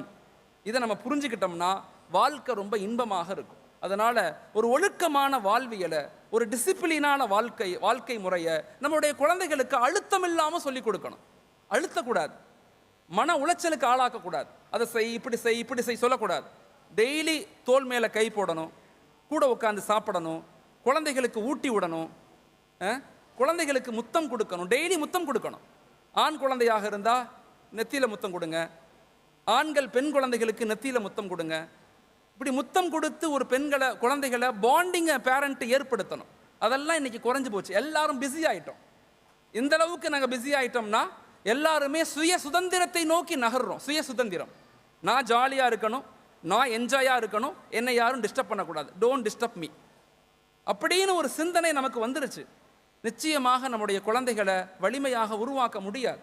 அதனால் மிக முக்கியமாக நான் மூணாவதாக சொல்கிறேன், வாழ்க்கையில் கட்டுப்பாடான, சுய கட்டுப்பாடான ஒரு கண்ட்ரோலிங் சிஸ்டம், ஒரு இலக்குள்ள சமூகத்தை உருவாக்க முயற்சி செய்யுங்க. நாலாவது மிக முக்கியமான விஷயம், ஆளுமையான கல்வியை கொடுங்க. ஆளுமையான கல்வி, ஆளுமையான கல்வி. குழந்தைகளுக்கு சொல்லுங்க, நீ படிப்பது என்பது உனக்கானது மட்டுமல்ல, சமூகத்துக்கானது, சமுதாயத்துக்கானது. நீ படிப்பது என்பது நீ வீடு வாங்குறதுக்கோ, கார் வாங்குறதுக்கோ, லைஃபை சொஃபஸ்டிகேட் லைஃபை என்ஜாய் பண்ணுறதுக்கோ மட்டுமல்ல. நீ படிப்பதை கொண்டு நாட்டினுடைய சுதந்திரத்தை பாதுகாரு. நீ படிப்பதை கொண்டு நாட்டினுடைய வளர்ச்சிக்கு பங்கு பெறு. நீ படிப்பதை கொண்டு ஒரு சமூக மாற்றத்தை ஏற்படுத்து. நீ படிப்பதை கொண்டு ஏழைகள் இல்லாத ஒரு சமுதாயத்தை நாங்கள் உருவாக்குவோம் அப்படிங்கிற எண்ணத்தை நீ கொடுங்க. குழந்தைகள்கிட்ட பேசுங்க, குழந்தைகளுக்கு நேரம் கொடுங்க. What to you want to become, நீ வாழ்க்கையில் என்னவாக போறன்னு கேளுங்க. அதை நோக்கி யோசிக்க ஆரம்பிங்க. அந்த குழந்தைகளுக்கு சமூக நீதி, சமத்துவம், சகோதரத்துவம், அன்பு, பாசம், விட்டு கொடுத்தல கற்றுக் கொடுங்க. வேற யார் கற்றுக் கொடுக்க முடியும்? உதாரணத்துக்கு இந்த இடத்துல ஒரு கூற்றவர் இருக்காருன்னு வச்சுங்களேன். ஒரு கூற்றவர் கூட்டிக்கிட்டு இருக்காருங்க. அவர் தாழ்ந்தவர், நான் உயர்ந்தவர் கிடையாது. குழந்தைகளுக்கு சொல்லிக் கொடுங்க. அவரும் நானும் ஒண்ணுதான். அவர் வேலையை செய்கிறாரு, நான் என் வேலையை செய்கிறேன். இதுதான் இமாம் கஸ்ஸாலி ரஹ்மத்துல்லாஹி அலைஹி அழகா சொல்லுவாங்க, the education should lead to consciousness, not a freedom. எவ்வளவு நேரம் இருக்கு? 5 minutes. ஓகே. கல்வி என்பது மிக முக்கியமானது. கல்வி என்பது அது சுதந்திரத்திற்கானது மட்டுமல்ல, அது உணர்வு ரீதியானது. the education should lead to transformation, not information. கல்வி என்பது அது உள்ளத்திலிருந்து உண்டானதாக இருக்கணுமே தவிர வெறுமன இன்ஃபர்மேஷனாக இருக்கக்கூடாது. அதை நீங்கள் குழந்தைகளுக்கு சொல்லி சொல்லி வளருங்க. மிக முக்கியமான விஷயம், ஆளுமையான கல்வியை கொண்டு வாங்க. 4 நிலைகளில் குழந்தைகளை கல்வியில் உருவாக்க முயற்சி செய்யுங்க. ஒன்று, அதிகார வாய்ப்பு கல்வி முறை. நம்முடைய குழந்தைகள் சமூகத்தினுடைய அதிகாரத்துக்கு வரக்கூடிய கல்வியை குழந்தைகளை படிக்க வைக்க முயற்சி செய்யுங்க. ஏன்னா அதிகாரத்துக்கு வரும்போது தான் நம்முடைய உரிமைகளை, சுதந்திரங்களை அடைய முடியும். நாட்டினுடைய பாதுகாப்பு, நாட்டினுடைய வளர்ச்சியில் பங்கு பெற்ற சமுதாயமாக மாற முடியும். அதனால் சமுதாயத்தினுடைய அந்த டிப்ளமேட்டிக் சிஸ்டத்தில் நம்முடைய குழந்தைகளை எப்படி கொண்டு வரலாம்னு யோசிங்க. 2வது, டெக்னாலஜி சார்ந்த கல்வி முறை. இன்னைக்குள்ள டெக்னாலஜி, என்னென்ன மாதிரி டெக்னாலஜி இன்னைக்கு வளர்ந்துருச்சு, அதில் நம்முடைய குழந்தைகளை கொண்டு வர முயற்சி செய்யுங்க. 3வது, வாழ்வியல் சார்ந்த கல்வி முறை. நல்ல டீச்சர்ஸ் தேவை, நல்ல ப்ரொஃபஸர்ஸ் தேவை, நல்ல ரிசர்ச் ஸ்காலர்ஸ் தேவை, அவங்கள உருவாக்க முயற்சி செய்யுங்க. 4வது, நல்ல பிஸ்னஸ் பண்ணக்கூடிய, டிரான்ஸ்பரண்டாக, நேர்மையாக, ஒழுக்கமாக பெரிய பெரிய ட்ரேடிங், மேனுஃபேக்சரிங்கை நோக்கி நம்முடைய இளம் சமுதாயத்தை உருவாக்க முயற்சி செய்யுங்க. இது 5வது.